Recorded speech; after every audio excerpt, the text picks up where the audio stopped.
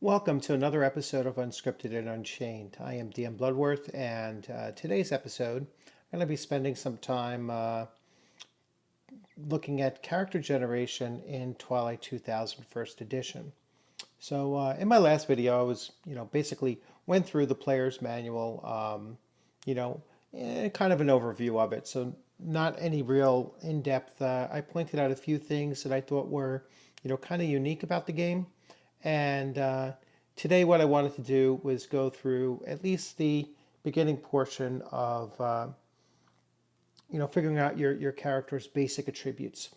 And I am going to stop short before actually going into assigning character points for skill points, because that is, pretty much a long process and something that, once you get through the attributes part, that process is just a matter of buying and assigning attribute, or ability or skill points to those skills that you choose. So it's not very complex, and it is very individualized. So it's nothing that I can really show you, that you can't do for yourself.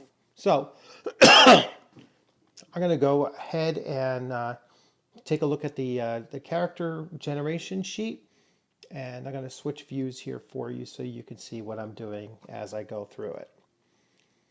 So here's a character generation sheet, and it's available online. You can find these for free online, and basically it goes through all of the attributes that you start to roll. So the basic attributes are 4d6 minus 4. All right, so you can see that there. If you roll a 0, you can re-roll any 0. Now, before you actually roll your attributes, you have to choose whether or not you are going to favor or slight attribute pairs. So what that means is, let's say I wanted a character who is very physically fit. So I'm going to favor his physical fitness. And then I would have to select an attribute to slight. All right. And the way that you do the favoring and the slighting is that you'll actually calculate the actual roll that you made and round it up to 20, or the actual roll that you made and round it down to 5, I believe. Let me just double check that. So I'm pretty sure favoring, and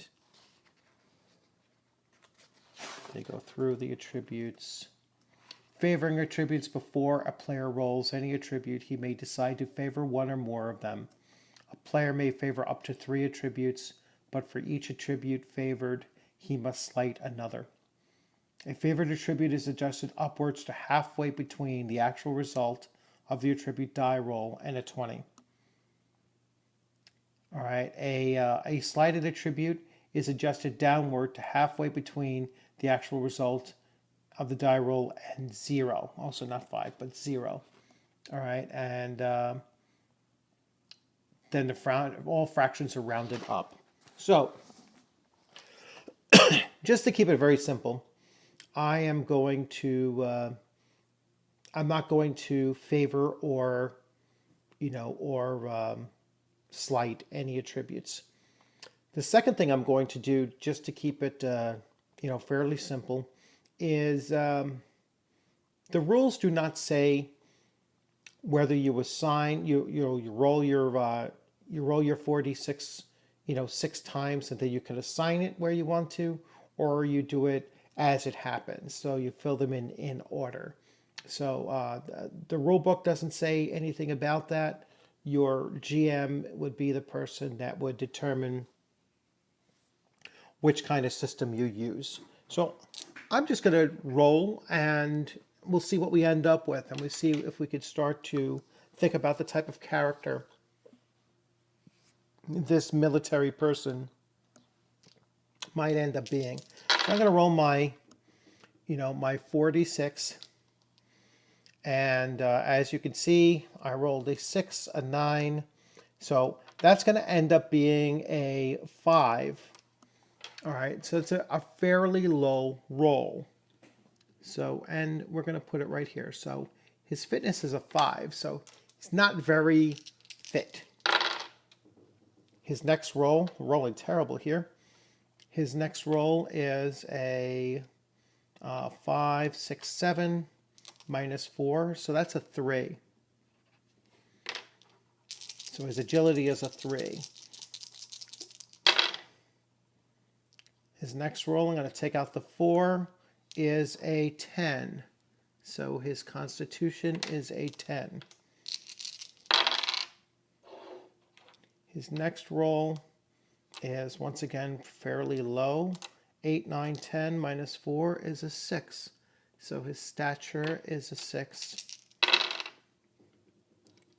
Here's one of his better rolls. It's still only a 10. So intelligence is a 10. And finally, his education is, there's the 4, is only a 6. So he's not very well educated. So looking at this character here, you can see that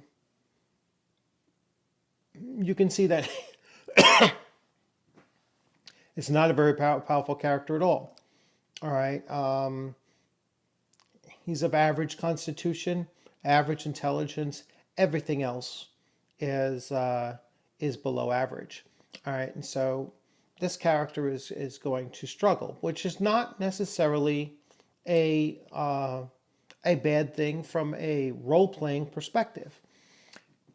You have to remember that Twilight 2000 is set in a World War III scenario, and and it is possible, more so than maybe other role-playing games. It's quite possible that you will get killed, and so a weaker character like this, plays the role of for role-playing purposes, would play a role for somebody who is someone who the other team members kind of have to look out for.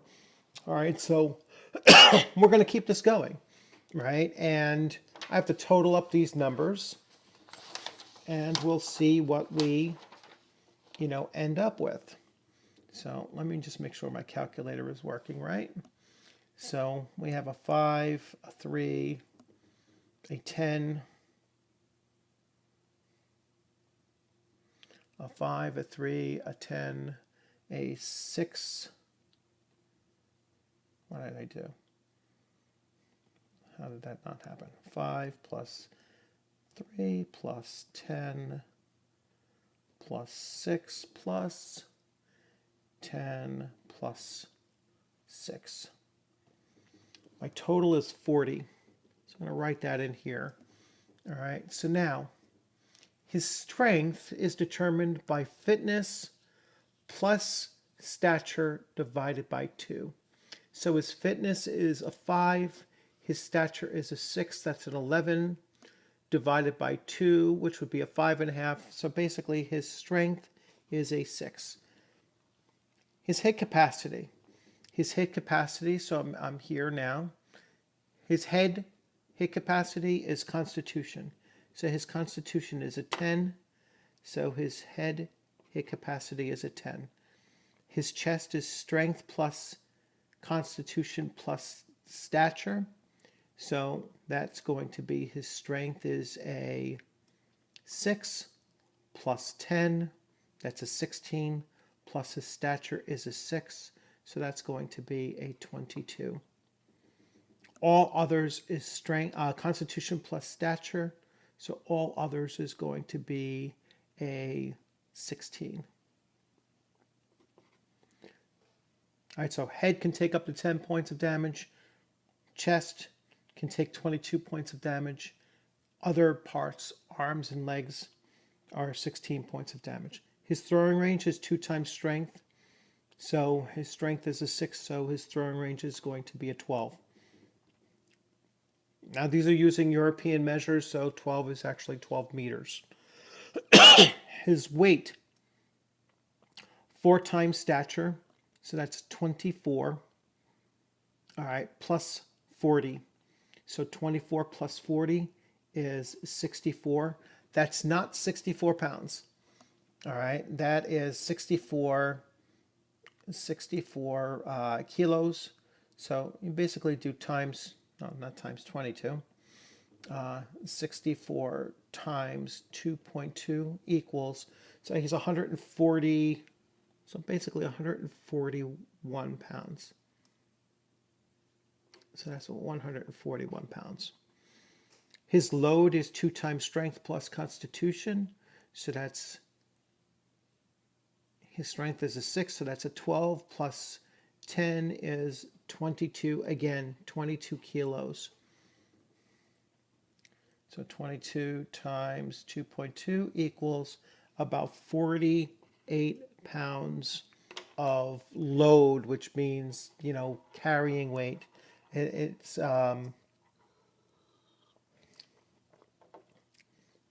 necessarily lifting ability. It's the amount that he can carry without being encumbered. So still fairly low. I mean, this guy would not make it through a recruitment center. All right, there's just no way. All right, not being this physically unfit. So military experience base is 120 minus the total. So our total was 40. That's this calculation up here. So 120 minus 40 divided by 7. So 120, let's clear everything. 120 minus 40 equals 80 divided by 7 equals 11.4. So it's going to stay at 11. So his total base military experience is 11. Months in combat equals military experience times D6. I'm going to roll my D6. I rolled 5.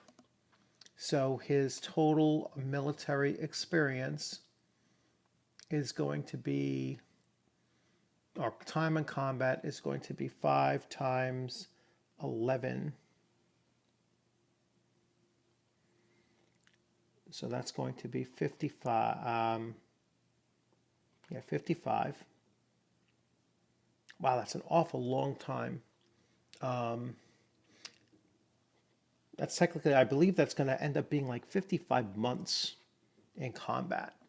All right, so a little over 4 years. So this guy actually came into the Twilight 2000 war, because the war started in 95.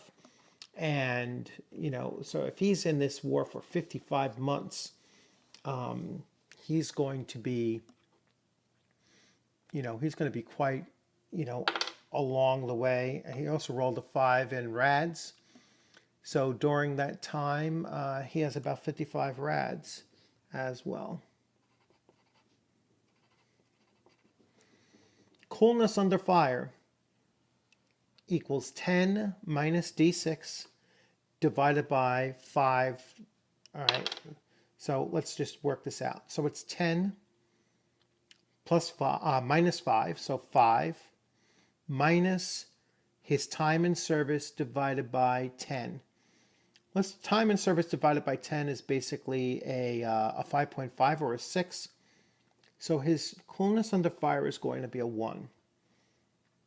That's a very, very good coolness under fire. All right. So he's not going to be afraid of, you know, combat situations. All right. His age equals his time divided by 12. So that's basically a 1. All right, his time, 55 divided by 12. So 55 divided by 12. It's actually a 4.5, so that would become a 5. So that's 5 plus education. His education is a 6, so that's 11 plus 8, 19 plus the N roll. So his time is 55, so that's going to be 2. So plus 2, so 18 plus 2 is a 20. And now I'm going to roll the D6. And I rolled a 5. So he's 25 years old. Army and nationality, don't have to deal with now. His languages, again, don't have to deal with now. Is he an officer or not? If his intelligence plus education is greater than or equal to 2d6 plus 16, he'll be an officer. So I'm going to roll that 2d6 here. And I rolled an 8 total. As you can see, an 8 total. And so 8 plus, I just lost the thing there. 8 plus 16 is 24. His intelligence and his education, though, is only a 16. So he is not an officer. All right. His rank is time, which is at 55. All right. That's his time. So his rank is 55 divided by 10, so 5.5 plus his N. To find N, roll a D6 on consult on the table. So I rolled a 6. So a 6, his N is going to be plus 1. So his time divided by is going to be a 5. Plus 1 is a 6. Now it says consult table 2 for rank. And to be honest with you, I'm not exactly sure where that is. If it's following the enlisted ranks, he would be the 6th rank, or basically an E6, all right, which is a staff sergeant. All right, so I'm thinking that's probably where his rank is going to be. So he's going to be an SSG or an E6. That's if he's in the American military. I mean, it's going to, depend on what he's doing. The specialty area, I would roll 2d6 and then consult that specialty area.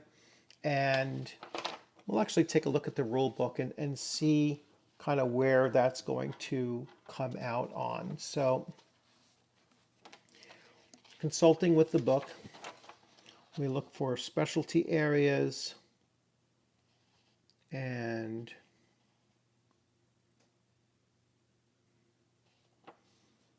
I'm looking to see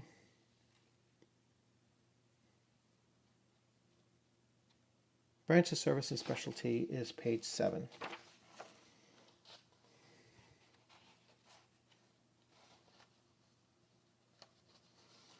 Let's see. The pages are actually not numbered, which is kind of weird, but RADS, Army, nationality, rank.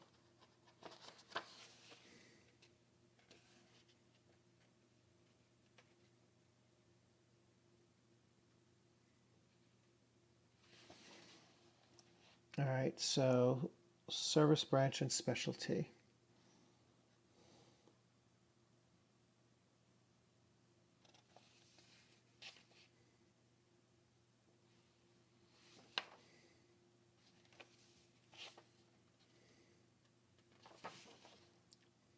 Yeah, some of these, when it's referring to go to other tables, I'm not exactly finding those. I'm not finding those tables. So perhaps I just don't have it in my PDF version. It might be missing some sections, or that might have been on another section. So I'm not seeing consult the specialty table and roll 2d6. I am not seeing specialty table.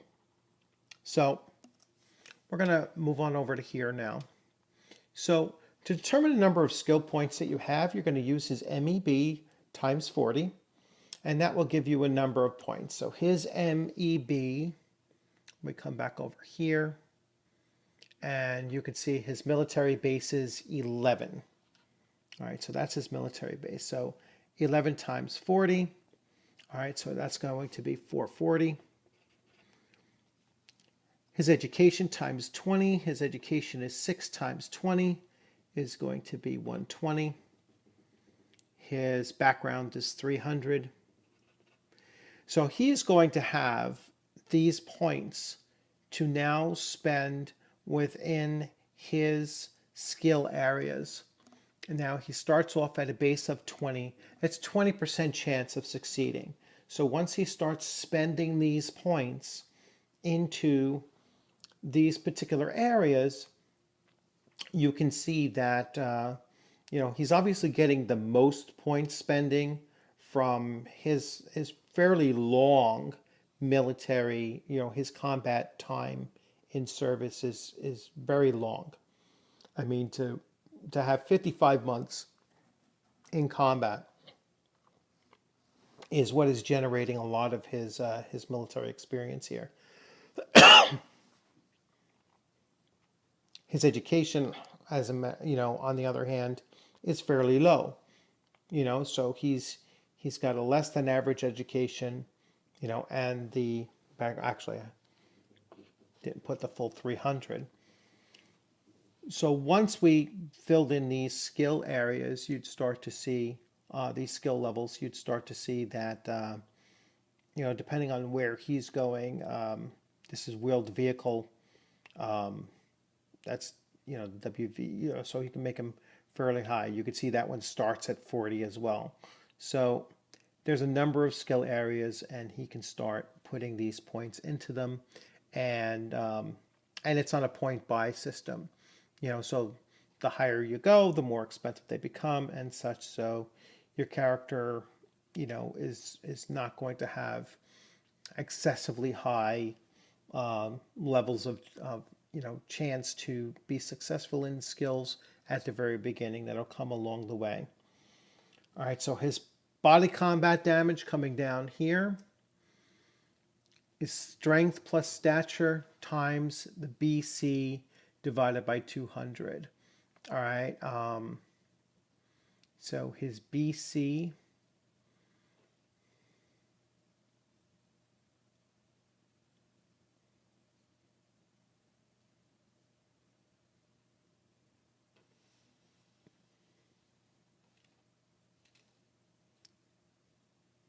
BC is going to be here, his basic combat.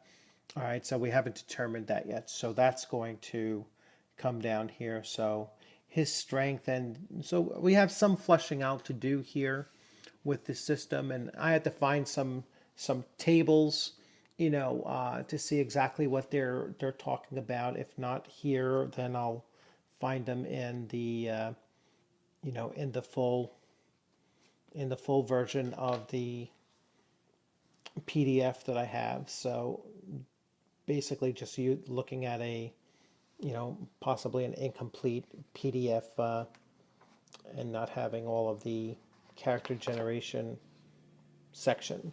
So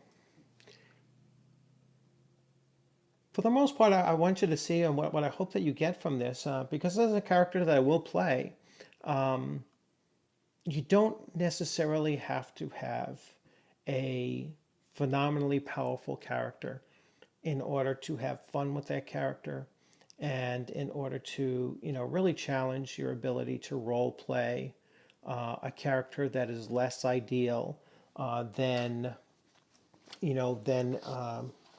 might have liked. Now, I did another character earlier on, just before this, and you can see my rolls were considerably better.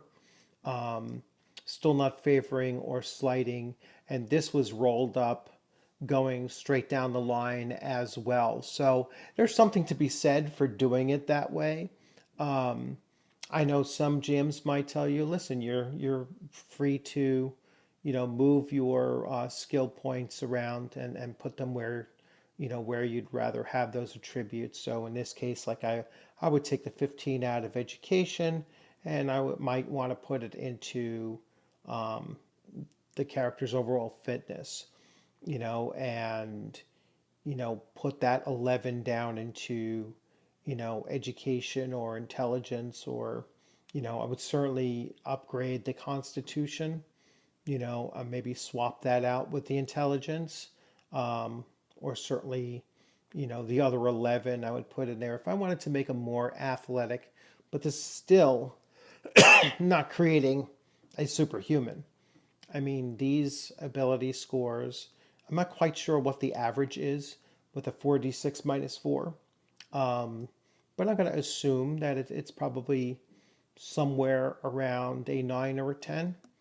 So he has several skills that are above average. And then if I did sliding and favoring, that would obviously shift these scores, in a much greater direction. I mean, if I slided that 15 of education, that would bring it down to about an 8. And then that would allow me to move one of the other abilities. So let's say Constitution. Now I can jack up that Constitution from an 8 to a 20. That's 12 points. So I would add six points to that 8. So that would give him a 14 in Constitution. So only an 8 in education and a 14 in Constitution.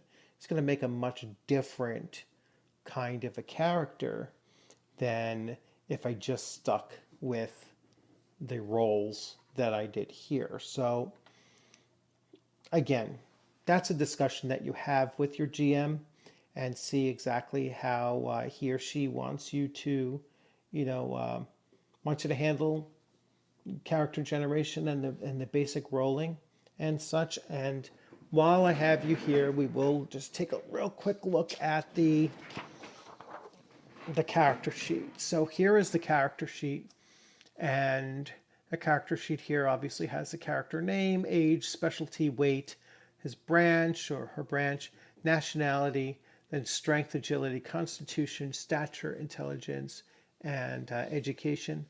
The coolness under fire, rads, roll, load, and throwing range. Combat rifleman is CRM. MC is melee combat. Body combat is BC. Wheeled vehicle driver. Thrown weapon, swimming. And then specific skills within some of those major categories. And then we have his hit capacity, dealing with head, chest, and then all the rest were those, and all others, abdomen, legs and arms and leg, all have the same value. Equipment, and you just list the equipment. And then all the way down here, you have the basic hit numbers. So for range modifiers, the basic combat damage, the body combat damage based on your hand-to-hand combat ability. And then when we flip over the page, now you have a vehicle record sheet. One of the things I remember a lot, I'll put this, actually I'll come back over to the initial view. One of the things I remembered a lot about Twilight 2000 when I played it back in the early 1980s was, or mid 1980s, was that our Lav 25 became almost like a character. I mean, the way our game master kind of handled that vehicle, and it was always maintaining it, always, getting it through the fights, and it was always our place of refuge from the outside. So I mean, having that Lav had a practically a personality of its own, and it's something that really fits into why this game was so special, was that I think just the small squad dynamic, and you have the same thing in Dungeons and Dragons or any of those other RPGs that are kind of built around small group mechanics. But, and I don't know if it's just a military bias, but the squad based, small group dynamic in Twilight 2000 just seemed to be different than uh, than the similar squad based, you know, uh, dynamic of a Dungeons and Dragons campaign. I mean, even though our characters in Twilight 2000 had their various skill sets and everything, and we made sure that there was a mechanic, there was a medic, there was a heavy weapons specialist, there was a kind of a jack of all trades, there was a somebody who can scavenge really well, just like a D&D group would have a fighter, a magic user, a cleric, a thief, and a floater, somebody who could do a little bit of a little bit of more than one. And even though they're both doing the same thing, there was just a different feeling with Twilight 2000. Like I said, I don't know if it's just a military bias, you know. Although at the time, when I was playing it, I certainly wasn't in the military yet, not for another, not for another 4 years or so, or actually more, probably closer to 6 years or so before I actually entered into the military.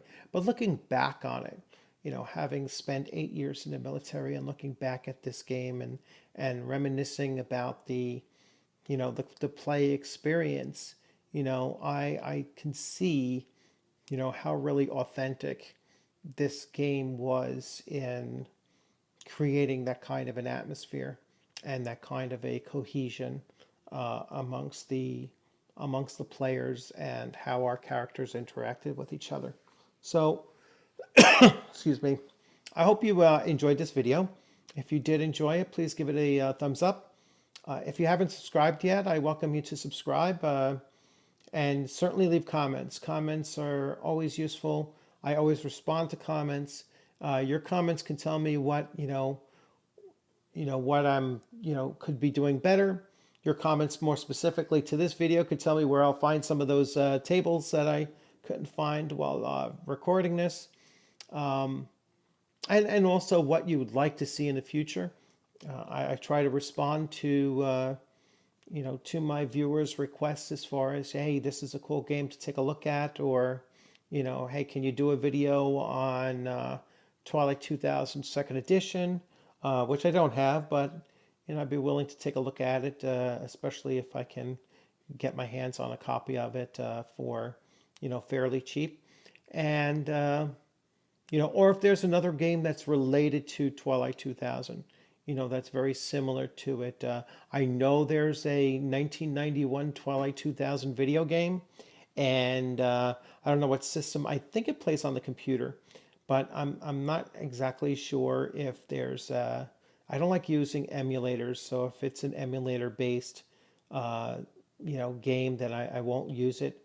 But if it is something that is compatible, upwards compatible to, Windows 10 or, whatever Windows 10 can match up with, then I'll certainly take a look at it.